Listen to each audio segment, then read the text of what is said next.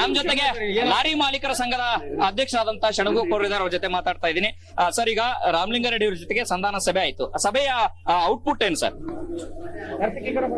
ನಾವು 5 ಬೇಡಿಕೆ ಇಟ್ಟಿದ್ದೀವಿ ಸರ್ಕಾರದ ಹತ್ರ. 14ನೇ ತಾರೀಕು ಮಧ್ಯರಾತ್ರಿಯಿಂದ ಮುಷ್ಕರ ಮಾಡ್ತಾ ಇದ್ದೀವಿ. ಕೂಡಲೇ ನಮ್ಮನ್ನ ರಾಮಲಿಂಗಾರೆಡ್ಡಿ ಸಾಹೇಬರು ಕರೆದು ಮಾತುಕತೆ ಮಾಡಿದ್ರು. 3ನೇ ಸುತ್ತು ಮಾತುಕತೆ, ಅದೇ ತರ ಮುಖ್ಯಮಂತ್ರಿಗಳು ಮಾತುಕತೆ ಮಾಡಿದ್ರು. ಮೊದಲನೇದಾಗಿ ಈಗ ನಮಗೆ ರಾಜ್ಯ ಮಟ್ಟದಲ್ಲಿ ಈಗ ಡೀಸೆಲ್ ಹೈಕ್ ಆಗಿದ ತಕ್ಷಣ ನಮಗೆ ಲಾರಿ ಬಾಡಿಗೆ ಜಾಸ್ತಿ ಮಾಡಬೇಕಾಗುತ್ತೆ. ಅದು ಸುಮಾರು 20 ವರ್ಷ ಕಾಲ ಅದು ಪೆಂಡಿಂಗ್ ಇದೆ ಆ ಇಶ್ಯೂ. ಅದರಿಂದ ಕೂಡಲೇ ಅದನ್ನ 2023ರಲ್ಲಿ ಒಂದು ಫೈನಲ್ ಮಾಡಿದ್ರು. ಅದನ್ನ ಬೇಸ್ ಮಾಡಿ 1 ತಿಂಗಳ ಒಳಗಡೆ ನಮ್ಗೊಂದು ಸರಿಯಾದ ನಿರ್ಧಾರ ತಗೊಂಡು ನಮಗೆ ಮಾಡ್ತಿದ್ದು ಹೇಳಿದ್ದಾರೆ. ಅದರಿಂದ ನಮ್ಗೆ ಬಹಳ ದೊಡ್ಡ ಸಂತೋಷ ಆಗಿದೆ.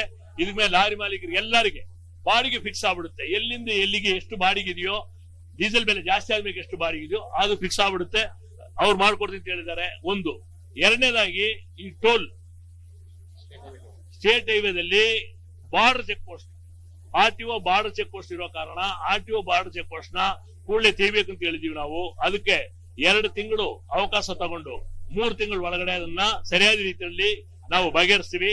ಯಾವ ಸ್ಟೇಟ್ ಅಲ್ಲಿ ಹೆಂಗ್ ಆಗಿದೆ, ಗುಜರಾತ್ ಅಲ್ಲಿ ಹೆಂಗಾಗಿದೆ, ಮಧ್ಯಪ್ರದೇಶದಲ್ಲಿ ಅವರು ಬಾರ್ಡರ್ ಚೆಕ್ ಪೋಸ್ಟ್ ತೆಗೆದಿದ್ದೇನೆ ಹೆಂಗಾಗಿದೆ, ಅದನ್ನ ಸ್ಟಡಿ ಮಾಡ್ಬಿಟ್ಟು ಪುನಃ ನಮಗೆ ನೆರವೇರಿಸ್ತೀನಿ ಅಂತ ಹೇಳಿದ್ದಾರೆ. ಅದರಿಂದ ಅದು ಬಹಳ ದೊಡ್ಡ ಸಂತೋಷ ನಮ್ದಿದೆ.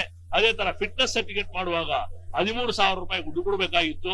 ಅದನ್ನ ಕೂಡಲೇ ನಿಲ್ಸ್ಬಿಟ್ಟಿದ್ದಾರೆ. ಅದನ್ನ ಸ್ಟಾಪ್ ಮಾಡಿ ಪುನಃ ನೋಟಿಫಿಕೇಶನ್ ಮಾಡಿ ಒಂದು 6 ತಿಂಗಳು ಕಳೆದು ಡಿಸ್ಕಷನ್ ಮಾಡಿ ಆಮೇಲೆ ಇಂಪ್ಲಿಮೆಂಟ್ ಮಾಡ್ತೀನಿ ಅಂತ ಹೇಳಿದ್ದಾರೆ. ಮುಷ್ಕರವನ್ನು ವಾಪಸ್ ತಗೊಂಡಿದ್ದಾರೆ ಸರ್? ಮುಷ್ಕರನ ವಾಪಸ್ ತಗೊಂಡಿದೆ. ನಮ್ಗೆ ಬಹಳ ದೊಡ್ಡ ನಿಮಿತ್ತ ಆಗಿದೆ. ಇವತ್ತು ಸರ್ಕಾರದಲ್ಲಿ ಮುಖ್ಯಮಂತ್ರಿಗಳಾಗ್ಲಿ ರಾಮಲಿಂಗಾರೆಡ್ಡಿ ಅವರಾಗ್ಲಿ ಬಹಳ ದೊಡ್ಡ ನಮಗೆ ಕೊಡುಗೆ ಕೊಟ್ಟಿದ್ದಾರೆ. ಅದರಿಂದ ಎಲ್ಲಾರ ಪರವಾಗಿ ನಾವು ಅವ್ರಿಗೆ ಧನ್ಯವಾದ ಅರ್ಪಿಸಿ ಮುಷ್ಕರ ಇವತ್ತಿಂದ ವಾಪಸ್ ಆಗಿದೆ. ಇದಿಷ್ಟು ಲಾರಿ ಮಾಲೀಕರ ಅಧ್ಯಕ್ಷರಾದಂತಹ ಷಣ್ಮುಖಪ್ಪ ಅವರ ಮಾತಾಗಿದೆ. ಕ್ಯಾಮರಾ ಪರ್ಸನ್ ಚಂದ್ರಕಾಂತ್ ಜೊತೆ ಹನುಮಂತ ದುರ್ಗದ್, ಅಶ್ವಥ್ ನ್ಯೂಸ್, ಬೆಂಗಳೂರು.